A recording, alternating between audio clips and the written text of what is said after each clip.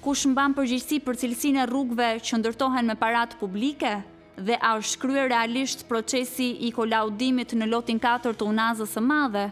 I pyetur mbi këto çështje, inxhinieri Romeo Nazarko ngre alarmin për një zinxhir shkeljesh që nis nga tenderimi dhe përfundon tek kolaudimi.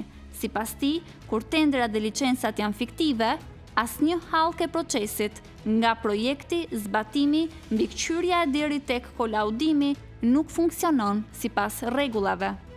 Është kolaudatori në fund fare i cili kontrollon çka ka pasur në projekt dhe çfarë është zbatuar në terren. Nëse gjërat nuk janë zbatuar sipas projektit, ai nxjerr shkeljet dhe përgjegjësitë.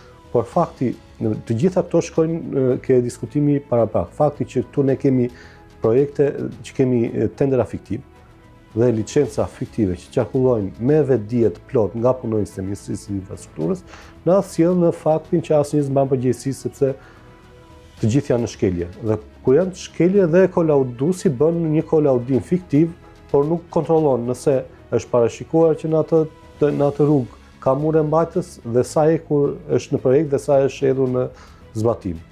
Fakti që ne po na bien rrugë dhe shikojmë që në muret mbajtës nuk ka ekur fare, do të thotë që kolaudimet janë fiktive.